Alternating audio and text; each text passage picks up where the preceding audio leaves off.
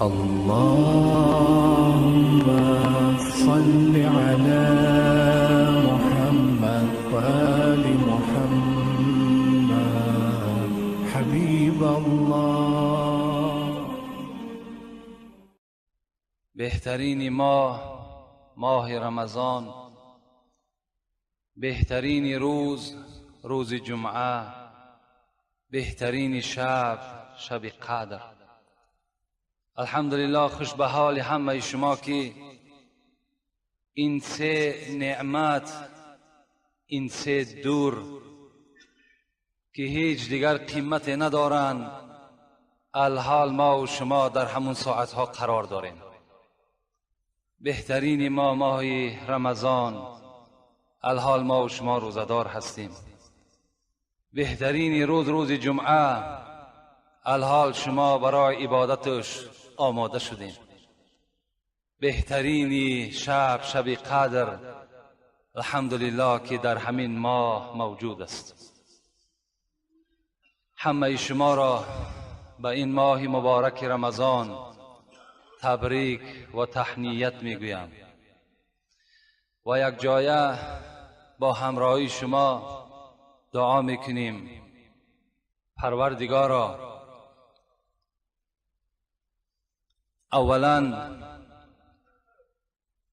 از این فضیلت هایی که در این ماه مبارک رمضان موجود است، خدایا تمام مسلمین و تمام آن کسانی که در این خانه تو نشسته هستند، خدایا برخوردارشان بگردانی. خدایا اجر روزدار فقط وابسته به خدا یک و یگانه هست، عددش معلوم نیست. خدایا آن اجر به عدد را در نامه اعمال این بندگانت کتابت بفرمای. خدایا محبت خودت را، محبت تمام مسلمین را در دلهای ما نصیب و روزی بگردان. و خدایا محبت پیغمبرانت را، علی الخصوص محمد صلی الله علیه و سلم را در دل ما جایگیر بساز. خدایا محبت قرآنی که خود گفتی ذالک الکتاب لا ریب فیه هدی للمتقین. این کتاب قرآن کتابی هست که در سخن خدا بودن شک و شبهه نیست و هدایتگر است از برای تمام عالمیان. پروردگارا در دل ما محبت قرآنت را جایگیر بگردان. و خدایا در روی دنیا خدا کند و پروردگارا دستی بندگی برداشتیم، این قرآن معظم و مکرم را حکم فرما بگردان. و خدایا دشمنان قرآنت را، دشمنان اسلامت را که هر روز یک فتنه نو، هر روز یک چاه نو برای مردم مسلمان میکنند، راه بد مرو که بد افتی، چاه در راه مکن که خود افتی. پروردگارا اینها را در فتنه خودشان و در چاه خودشان سرنگونشان بگردانی. و خدای مهربان بر وجود همه این بندگانت تنی صحت را نصیب بگردان که این ماه را به پررگی روزه بگیرند. خدایا درد غم از خاندانشان، از وجودشان دور بساز. خدایا تمام ناداری، کمبودی، فقر، تنگ دستی را از خاندان مسلمین پروردگار را برداشته بگردان. اللهم اعین علی ذکرک و شکرک و حسن عبادتک برحمتک یا ارحم الراحمین. قال رسول الله صلی الله علیه و سلم: وما انتم في اهل الشرك الا كشعرة البيضاء في جلد الثور الاسود او كشعرة الاسود في جلد الثور الاحمر. رسول اکرم صلی الله علیه و سلم به ما و شما خبر دادن، گفتین مسلمان و مردم مسلمان که شعرت البیضا، مثل یک تار پشم سفید است فی جلد ثور الاسود، در پوست از برزگاوی سیاه به منزله یک تار از اون هست. یک برزگاوی سیاهی که پوست کلان دارد، رسول الله گفتند مردم مسلمان به منزله یک تار سفید در بین این پوست از کلان هست. او کشعرت الاسود، یا مثل یک تار موی سرخ فی جلد ثور الاسود، یا یک تار موی از سیاه در پوست برزگاوی از سرخ است. یعنی رسول اکرم عدد مسلمان ها را بر ما و شما خبر دادند که خیلی کم هستند. در عصر امروز اگر نشاندادها خبر دهد که از 6 یا 6.5 میلیارد آدم در روی دنیا زندگی میکند، فقط از اینها 1 یا 1.5 میلیاردش مسلمان است و اطراف دیگر همه منافقین و مشرکین و کافرین چکار کردن؟ احاطه کردن. لکن الحمدلله که مردم مسلمان اگر در راه قدم زند، خداوند بر او ثواب میدهد. اگر عادی ترین گپی که با زن خود گپ میزند، خداوند او را ثواب میدهد. اگر سر یک آدم مسلمان دستمال میکنیم، خداوند بر همین عادی ترین کار ما و شما ثواب میدهد.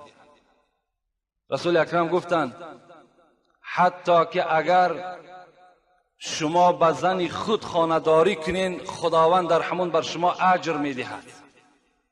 صحابه گفتند یا رسول الله،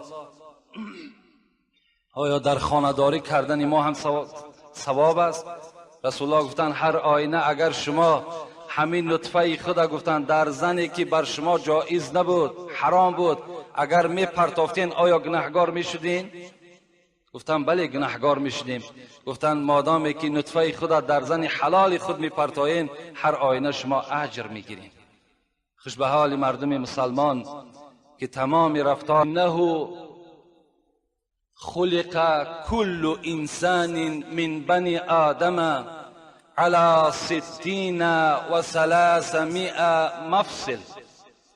حضرت عایشه از شوهر خود محمد صلی الله علیه و سلم روایت میکند، پیغمبر خدا گفتند خداوند انسان وقتی که می آفرد در جسم فرزند آدم 360 رگ را پیوست میکند. در هر یک وجود ما و شما 360 رگ و پیوند موجود است.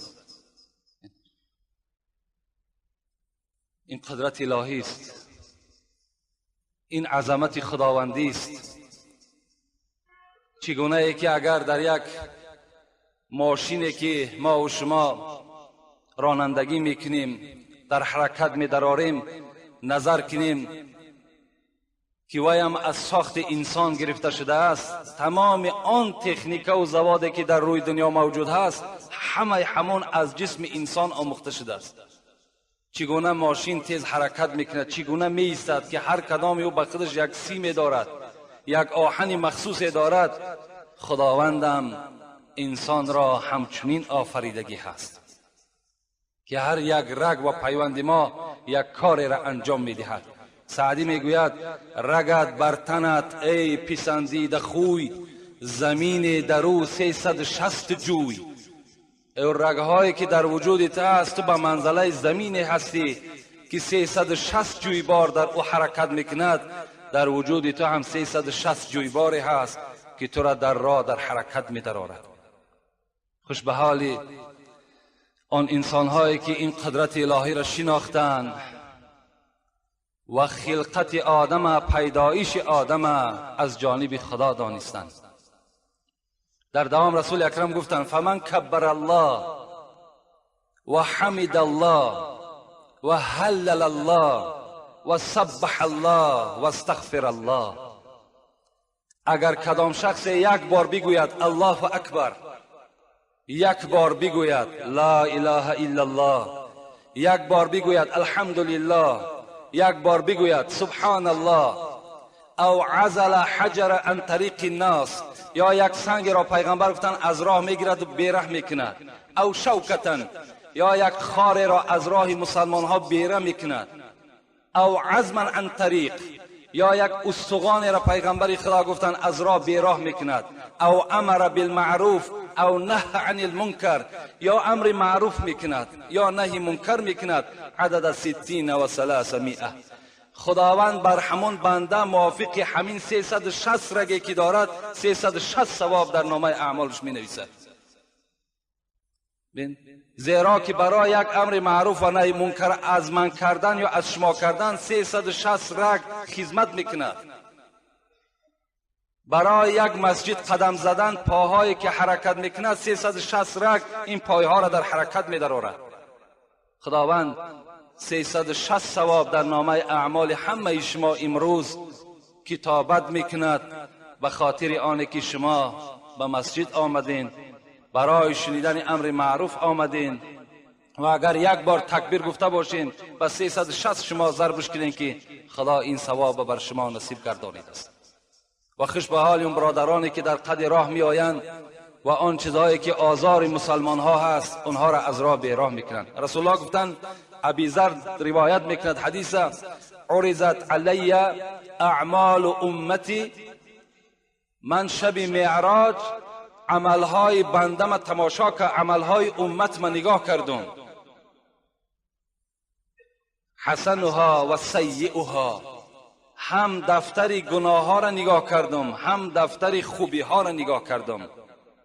فوجدت فی محاسن اعمالها الاذى یمات عن الطریق.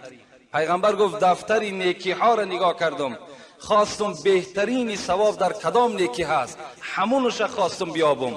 وقتی که بر من نشان دادن همان کار برآمد که شخص در راه می رود و آن چیزی که در راه پرتافته شده است او را از راه بیراه میکند. در این از همه ثواب زیاد را دیدم. یک سنگ است یا یک آدمی بگیم به تمیزی که در قد راه مسلمان ها توف می اندازد که طبیعت چندین آدم خیره میکند، ما و شما دیدم پس و به خاک است به پامان است دور می اندازیم تا که خاطر و دماغ یک برادر ما و شما ناخوب نشود. رسول الله گفتند در همین از همه دیده من ثواب یافتم. و حکمت دیگرش همین است که انسان وقتی خم می شود و سنگ از راه بیراه میکند یا نجاست یک انسان بالاش خاک می پرتاید، این معنای او را دارد که من تکبر نیستم، من سرکش نیستم، من خاکسار هستم. آدم تکبر، آدم سرکش، آدم مغرور هیچگاه به سوی اون نجاست نزدیک نمی شود. و وجدت فی مساوی اعمالها، پیغمبر گفت وقتی دفتر بدی ها را نگاه کردم خواستم که از همه بدی و ظلم برای مسلمان کدام بدی باشد که مسلمان در او گناهگاری سختتر می شود. فوجدت فی نخاعه تکون فی المسجد لا تدفن. پیغمبر خدا گفت یافتمش در همان عملی که انسان در مسجد داخل می شود و توف میکند در مسجد و نمی پشاند. انسان هایی که در مسجد توف می اندازند، یعنی نه در روی مالچشان، در روی مالچه توف کردن بین افشاندن این گناه نیست، زیرا وی همراه تو هست. لیکن در جای سجدگاه در مسجد از حساب به حرمتی اگر شما بینی می افشانین یا آب دهانتان می پرتاین، رسول الله گفتن از همه در گناه وزنین ترین در دفتر بدی ها من در همین چکار کردم؟ کشف کردم، در همین دیدم. رأیت رجلا یتقلب فی المسجد فی الجنه.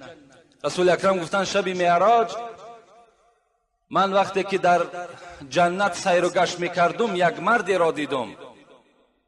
نگاه کردم یک مردی را که هر گوشه جنت میخواست حرکت میکرد. پرسان کردم که این مرد چی درجات دارد؟ بر من میگه خبر دادن اون مردی هست من شجرت قطعها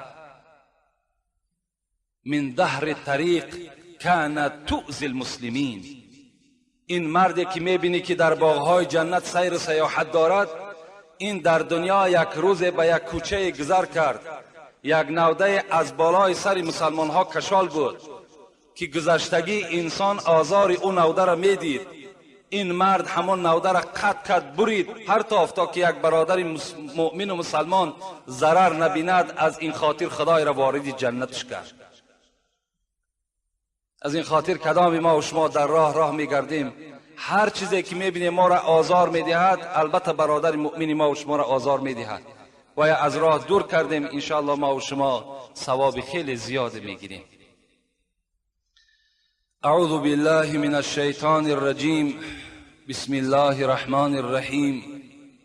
یا ایها الذین آمنوا كتب عليكم الصيام كما كتب على الذين من قبلكم لعلكم تتقون. صدق الله العظیم. در محبت هر کی او دعوا کند، در محبت هر کی او دعوا کند، 100,000 امتحان بر وی کند. گر بود صادق کشد باری جفا، گر بود کاذب گریزد از بلا. ولا نبلونکم بشیء من الخوف والجوع ونقص من الاموال والانفس والثمرات وبشر الصابرين الذين اذا اصابتهم مصيبه قالوا ان لله وانا اليه راجعون. اولئك عليهم صلوات من ربهم ورحمه واولئك هم المهتدون. صدق الله العظیم. آیت هایی که تلاوت کردیم از سوره مبارکه بقره هست. آیت اول به ما و شما هشدار میدهد، خبر میدهد، ندای مهربانانه الهی به سوی ما و شماست. ای کسانی که دعوای ایمان میکنید، فرض گردانیده شد بر شما روزه داشتن این ماه مبارک رمضان، همچنانی که فرض گردانیده شده بود بر امتها و پیغمبرهایی که پیش از شما بودند. شاید که پرهیزکار باشید. این معنای تفسیر آیتی که اول بر شما قرائت کردم. از این آیت ما و شما چرا اخذ کرده میتوانیم؟ این اخذ کرده میتونیم که این ماه رمضان در امتهای پیشینم فرض گردانیده شده بود، یک ماه مکمل. بعضی انسان ها میگویند 3 روز است، 5 روز است، اینا کذب است، اینا دروغ هستند. خدا در قرآن ماه ذکر کردگی هست. یک ماه رمضان بر همه شما فرض گردانیده شد. کدام شما اگر فرضیت ای را انکار کنین، شما کافر هستین، شما مسلمان نیستین. آیتی که دویم بر شما خواندم، تحلیل امام شافعی را بر شما میکنم که حضرت گفتند ولا نبلونکم بشیء من الخوف. خداوند در این آیت بر ما و شما از روی تفسیر امام شافعی به ما و شما خبر میدهد که خدا میگوید البته به البته بندگان خودم را در دار حیات امتحان میکنم. با چی امتحان میکنم؟ من الخوف، از خوف. امام شافعی میگوید المراد من الخوف خوف من الله. مراد از این خوفی که خدا در این آیت به ما و شما خبر داد، خوف از خداست. خدا میگوید من از ترس خودم شما را امتحان میکنم. آیا در پنهانی و در آشکارا، آیا در روشنی و در تاریکی از من میترسید یا نمیترسید؟ شما را من امتحان میکنم. یک حادثه و یک عمل پیش شما میارم، در تنهایی هم میسنجم تان، در آشکارا هم میسنجم. کنی حال تو چگونه هست؟ کنی در همه صورتها از من میترسی یا نمیترسی؟ مراد از خوف امام شافعی میگوید همین است. والجوع موضوع ما و شما. المراد من الجوع صوم رمضان. امام شافعی میگوید خدا میگوید که من بندگانم در گرسنگی میسنجم، در گرسنگی امتحانشان میکنم.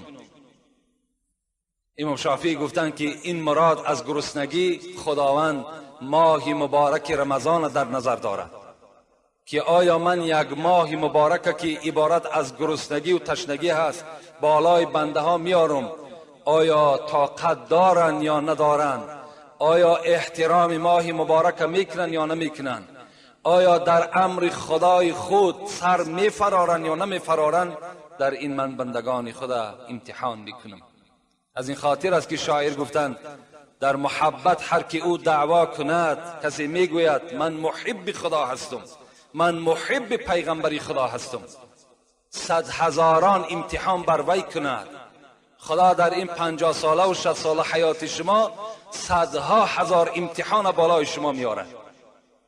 گر بود صادق کشد باری جفا، اگر دعواش حقانی باشد، در اصل محب خدا محب پیغمبری خدا باشد، تمام این مصیبت، تمام این سنجشا را در گردن خود میبردارد و شکر میکند. گر بود کاذب گریزد از بلا، یکی اگر دروغگو باشد، دعواش دعوای دروغ باشد، اینا در حال خودشان را خواه در حالت رمضان باشد، خواه در حالت خوف از خدا باشد، خواه در حالت یگان ضرر بر زراعتش باشد، خواه در حالتی که مصیبت بر خانش می آید، البته خودش را نشان می دهد.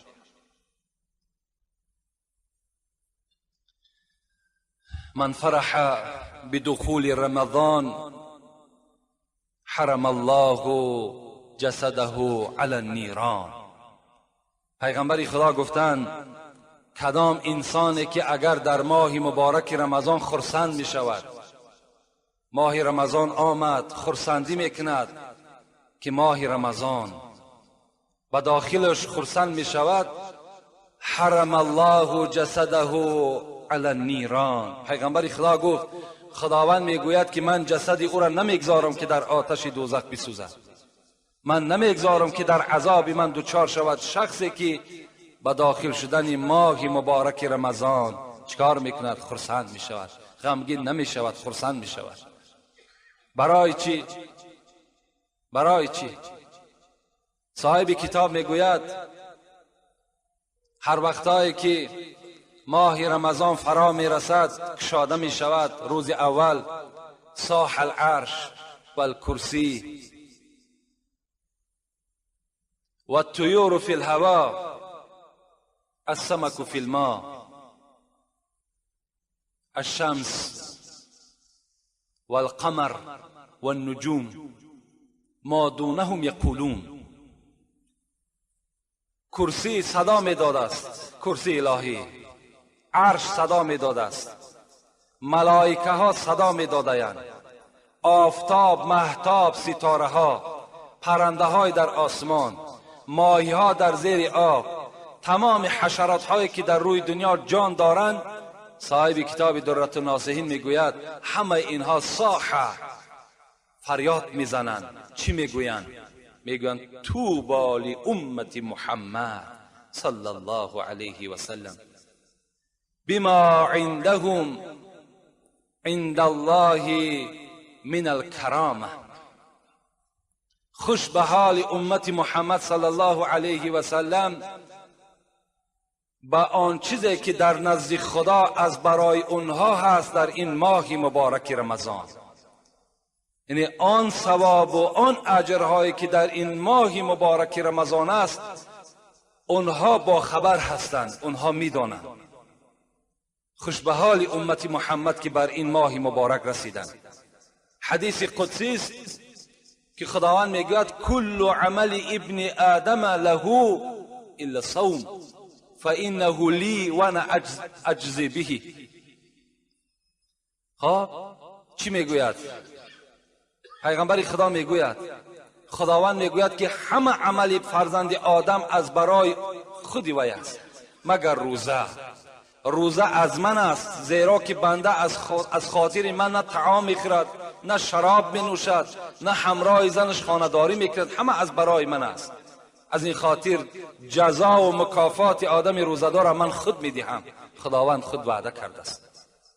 لأن الحسنات مجتمعة و طاعت مقبولة و دعوات مستجابة و الذنوب مغفورة و الجنة مشتاقة لهم. صاحب کتاب میگوید زیرا اینکه در ماه مبارک رمضان نیکی های شما 1 به 700 ضرب کرده می شود. تمام طاعتی که شما نیم کاله هم که انجامش میتین خداوند اون قبول می سازد. دعایی که شما به سوی خدا می بردارین دست هاتون طلب بکنین خدا قبولش میکند. گناه های شما را خداوند مغفرت میکند. بازم همه این چه است؟ جنت مشتاق آدم روزدار است که آدم روزدار را در داخل خودش جنت به اذن الهی جای میکند. اذا جاء رمضان فتحت ابواب الجنه و غلقت ابواب النار و صفدت الشیاطین. پیغمبر میگوید وقتی رمضان آمد درهای جنت باز کرده میشوند، درهای آتش دوزخ بسته میشوند و شیطان ها در تمام روی دنیا بسته میشوند. در این 1 ماه تمام مردم مسلمان از شیطان ایمن هستند. اگر کدام از ما و شما را خداوند نصیب کرده باشد در این ماه سفر ما و شما را به سوی آخرت، از روی وعده پیغمبر خدا درهای جنت برای ما و شما باز کردگی هست. ما و شما راستن به چی میریم؟ وارد جنت میشویم. از عذاب خدا به حرمت این ماه مبارک ما و شما ایمن میمانیم. انشاءالله در باب این فضیلت های ماه رمضان با شما صحبت ها میکنیم. الحال میخوام یک چند مسئله را که خیلی ضروری هستند، مسئله های داخل به ماه مبارک رمضان هستند، برای شما قرائت میکنم. گوش اندازیم تا که کدام عملها روزه ما و شما را میشکند، کدام عملها روزه ما و شما در هیچ خللی ندارد، کدام عملها در روزه ما و شما نقص میارد. انشاءالله الحال به شما خوانده میدهیم.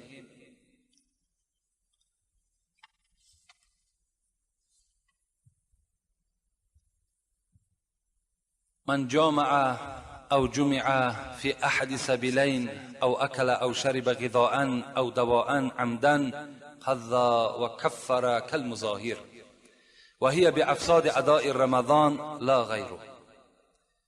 کدام مردی که با زن خود خانه‌داری میکند در ماه رمضان یا در ماه رمضان خوراک میخورد یا در ماه رمضان آب می نوشد،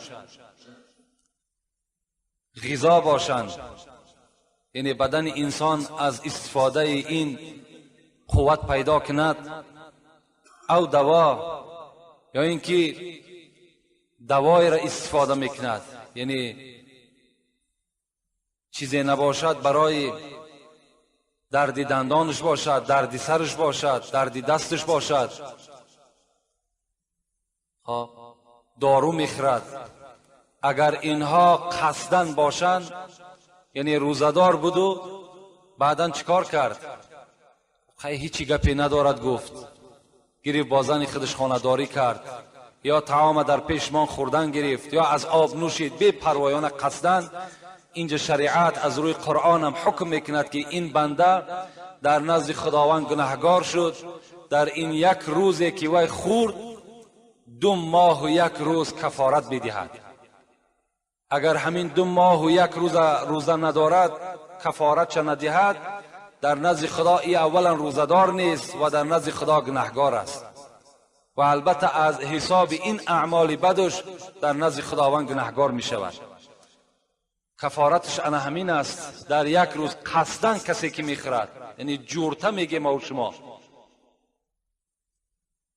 استفاده میکند، کفارت میدهد. مثل مظاهر گفت. مظاهر کی هست؟ مظاهر در کتاب زهاری، کتاب طلاق میگوید که مظاهر کسی هست که یگان اعضای زنش را به اعضای زنش مانند میکند. میگوید که سینه های تو مثل سینه های مادرم هست، یا شکم تو مثل شکم مادرم است، یا پای تو یا ران پای تو مثل ران پای اپم است.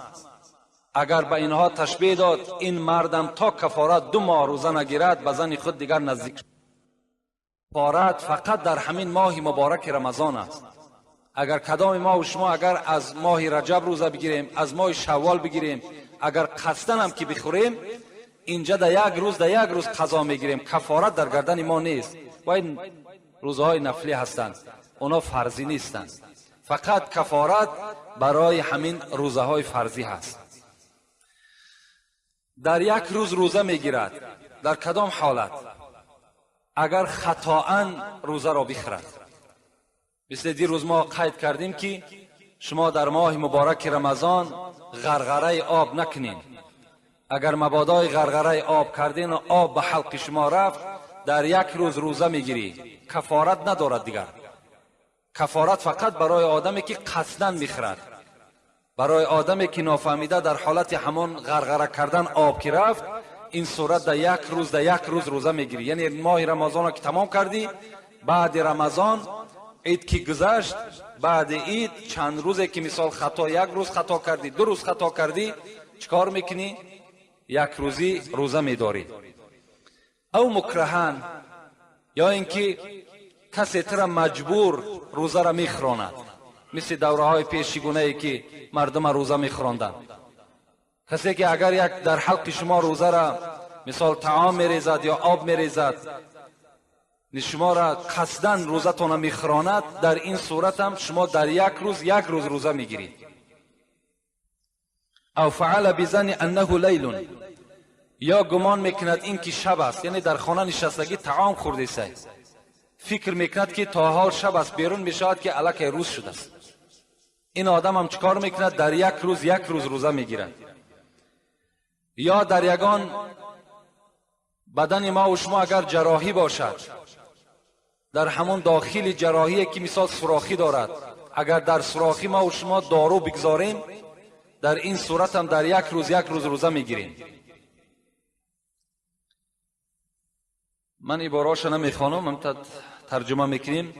یا در موضع هایی که سوراخی دارد، مثل سوراخی بینی هست، مثل سوراخی خواب گوش هاتون هست، اگر در همین ها هم که شما دارو را اگر داخل کردین، روزه شما را میشکند. مگر صاحب فتوا میگوید که اگر در چشم کسی دارو بچکاند، این روزه را نمیشکند. در چشم روزه نمیشکند و در دیگر سوراخی هایی که در وجود انسان است، اگر دارو را شما جا کنین، روزه شما را فاسد میکند. من غیر المصام گفت، یعنی در جاهایی که سوراخی نیست، مثل پشت دست است، شکیدن یگان مزه است، وازلین است و دیگر چیزایی که استفاده می، اینا باکی ندارند. اینا در روزه ما و شما هیچ نقصان نمیرسانند، مگر در حالت میرساند تأثیرش که اگر همون زخم چقر باشد یا سوراخی دارد که در داخل شما و شما همون دارو یا تبلیت کرده مثال می اندازیم.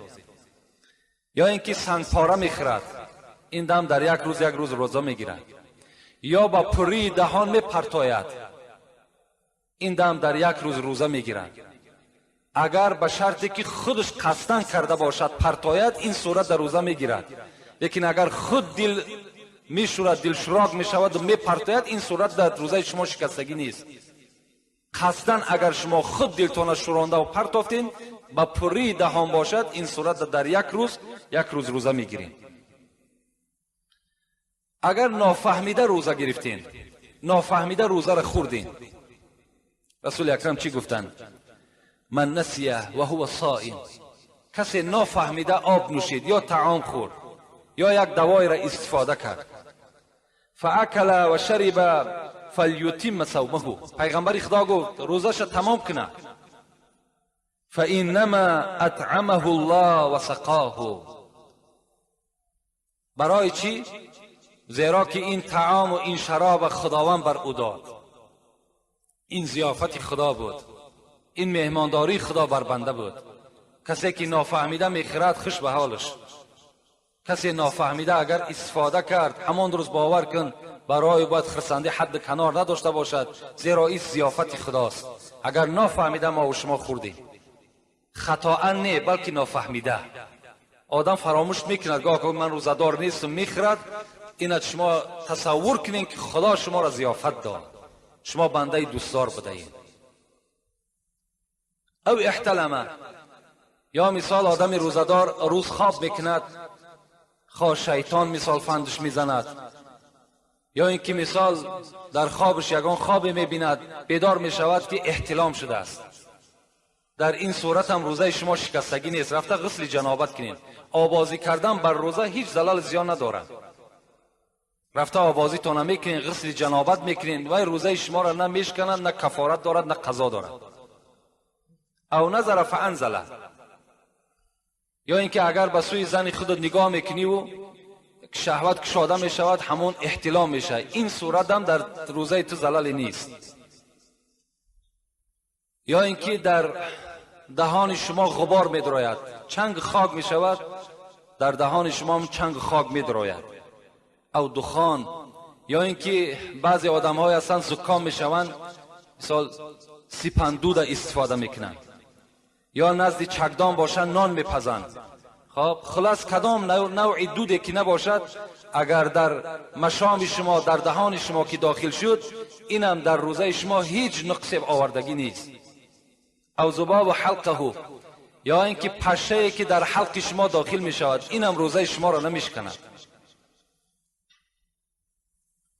اگر بوسه کند، یا زن خودش را بوسه میکند یا میساس میکند، اگر انزال شود اینجا قضا میدارد. زیرا که در ماه رمضان فقهای ما و شما میساس کردن بر زن و بوسه کردن زن اگر خوف شهوت باشد من کردن. یعنی انسانی که خودش اداره کردن نمیتواند، میداند که بعد بوسه یا بعد میساس دادن زن ممکن است که مثال کار به حد کلانش برساند، این صورت چکار میکند؟ وای باید که احتراز کند، وای باید نه بوسه کند و نه چی کند، نه میساس کند. میگه عایشه صدیقه یه حدیث روایت کردگی هستند در صحیح مسلم میگذرد، میگه گفتم پیغمبر خدا در ماه رمضان بعضی از زنهایش را بوسه میکرد و بعضی از زنهایش را میساس میداد و میگه خنده کرد. صحابه ها فهمیدن که همین خود عایشه بود که رسول الله همین عایشه را در کنار خود میکشید، میبوید، بوسه میکرد، لیکن رسول اکرم بود و ایمین از شهوت بود. از این خاطر کسی ایمین از شهوت هست برای باکی ندارد. لیکن اگر ایمین نداشته باشد، خوف داشته باشد که ممکن است که مثال کار نتیجهش ناخوب شود، در این صورت باید که دوری بجوید. آن چیزی که میگه در دندانهای شما از خوردن سحر باقی ماند، اگر کمتر از دانه نخود باشد، شما را به زبان خود حرکت دهید و فرو برید، اون روزه شما را نمیشکند. مگر در کدام حالت میشکند؟ وقتی که بدن همون زبان ما و شما میبراریمش و نگاهش میکنیم که مثال از نخود دیده کمتر است، خانان است، خایگان نوع اطعام دیگر است، بعد اگر فروش بریم، این صورت در روزه ما و شما را میشکند. اگر نادیده با همون زبان حرکت شدیم فروش بریم، این صورت در روزه ما و شما نمیشکند. با خایدن دانه کنجیت هم صاحب مسئله میگوید که روزه انسان نمیشکند، زیرا که دانه کنجیت خودش بسیار حدش اقل از کم است، با خایدن خودش در همون گوشه های دندان باقی میماند، او به حلق هم دیگر نمیرود. از این خاطر اگر دانه ارزن وارد شده که اگر در حلق شما رفت و او را خواهیدین هم که فرو هم که بردین، روزه شما را نمیشکند. و پرتافتن بر شما ذکر کردیم که اگر مبادایی که بر دهن شما آمد پر و شما او را دویم باره باز اگر داخل فرو بردین، اینجا روزه شما را میشکند.